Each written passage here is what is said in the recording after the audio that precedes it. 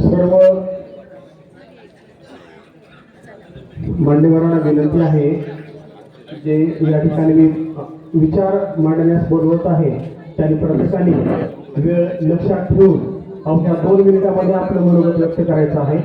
सर्वप्रथम या ठिकाणी ज्येष्ठ नागरिक आदरणीय श्री विष्णुराजे पाटील सर आपणास विनंती करतो की आपण आपले 2 शब्द या ठिकाणी व्यक्त करावेत। विष्णुराजे पाटील साहेब कृपया आपण 2 शब्द व्यक्त करावेत।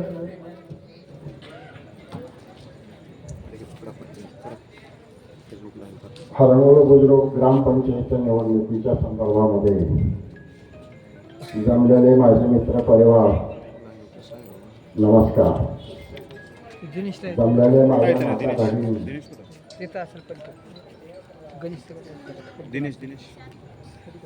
2023 मध्ये या निवडणुकीला असं रूपांतर आलं आहे की बघतच राहो। तर त्यामध्ये संविधान लोकाधिकार त्यांना श्रीयुत व्यंकटराव पन्हाळे यांच्या मार्गदर्शनाखाली सुजाण सुशिक्षित चरित्र संपन्न असे लोक उभा केलेले आहे आणि त्यांना निवडून देण्याचा आपण आग्रह करत आहोत या सभेच्या निमित्ताने। आणि व्यंकटराव पन्हाळे म्हणजे कामाचं एक प्रतीक आहे, काम करण्याची क्षमता आहे।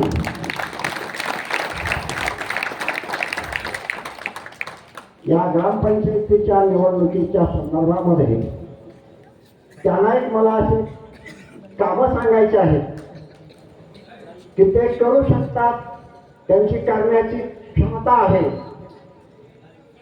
हरणोळ पासून पाकरसंगी जाणारा रस्ता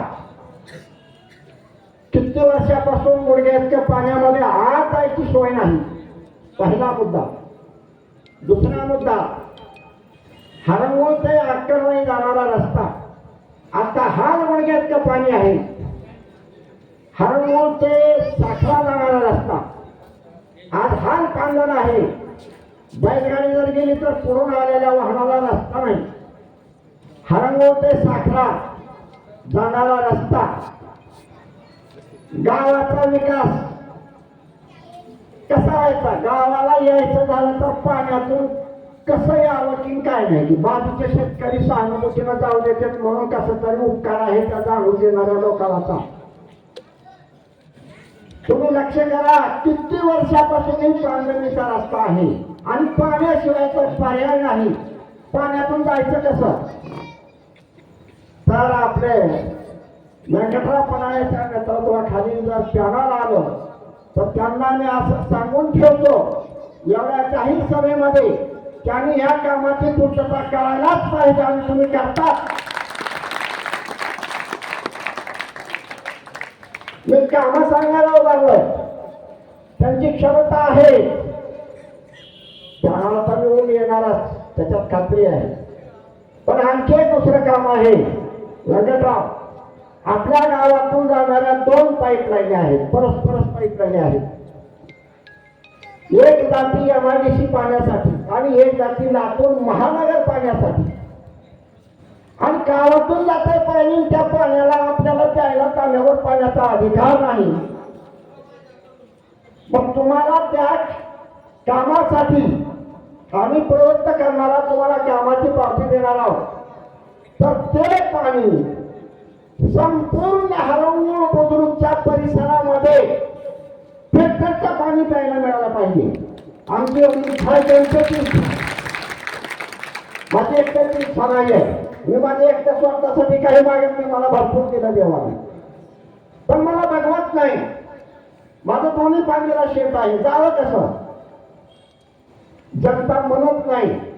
ग्रामपंचायतचा प्रस्ताव तुम्ही महानगरचा दिला, 25 लाख रुपये तुमच्या वाटाला मंजूर केले, पण ग्रामपंचायतचा प्रस्ताव नाही, त्यामुळे ते थांबलं।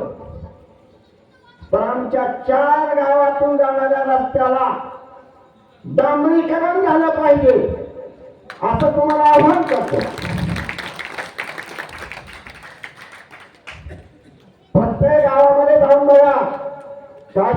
आहेत रामवाडी एवढं मुठभर गाव आहे रे नाशिकच्या पुढं रामवाडी फिल्टरचं पाणी पित आहे आपल्या गावाला का नाही प्यायला मिळत खानापूरला जाऊन बघा फिल्टरचं पाणी पितात लोक आमच्या गावाच्या लोकांना पाणी कुठून येतं की कुठं पाईपलाईन लिकेज आहे की कुठं मध्ये लेकर हाकते की कुठं गटाराचं पाणी जाते की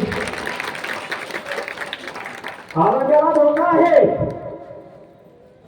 आरोग्यासाठी हानिकारक पाणी आहे आणि सगळ्याला पाणी आणून करते होत नाही हो पेरे पाटलाचं उदाहरण आहे पेरे पाटील 40 वर्ष सरपंच होता सकाळी 4 ते 6 गरम पाणी 6 ते 10 पिण्याचं पाणी फिल्टरचं शुद्ध तसं तुम्ही करू शकता तुमची पात्रता आहे म्हणून तुम्हाला आम्ही उभा केलंय तुमची इच्छा नव्हती आम्हाला माहित आहे पण या कामाच्या तुमच्या क्षमता आहे तुम्ही करू शकता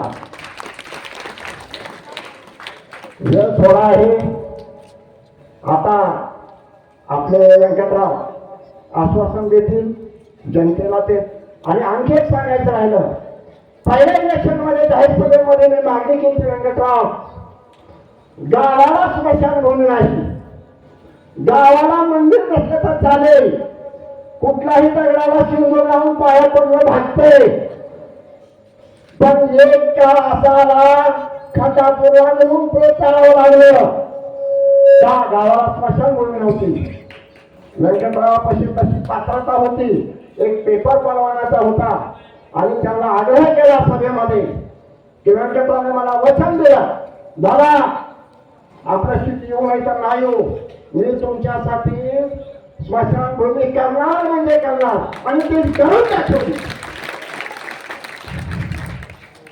काय करायचं कुठं जायचं कुठं स्मशानभूमी असेल आम्ही त्याचा उल्लेख करणार नाही कुठं होती तिथं होती नाही तिथं नाही पण आता हा एमआयडीसी मध्ये स्मशानभूमी आहे कितीतरी चंद्रचुरी आहे तोपर्यंत तिथं जाळा तेवढा जागा मला 1 कोटी रुपयाला घ्यावा लागला व्यंकटरावाला 25 लाख रुपये देतो परवाना नाही करा म्हणत होते एमआयडीसीचे अधिकारी मला सांगायचे पण व्यंकटराव म्हणले मी जनतेचं आम्ही करायला परवाना काढलेला नाही तिथं जनतेचे प्रयत्न करायला पाहिजे आणि चालतच आहे तर यापुढेही कामाची पूर्तता त्यांनी करणार आहे आणि करावी अशी अपेक्षा धरतो आणि छायाचा इतर किंग आहे छत्रीचा आहे आणि आपले पूर्ण उमेदवार मला काही नाव माहित नाही पण पूर्ण चॅनलला विजयी करा एवढीच इच्छा व्यक्त करतो जय हिंद जय महाराष्ट्र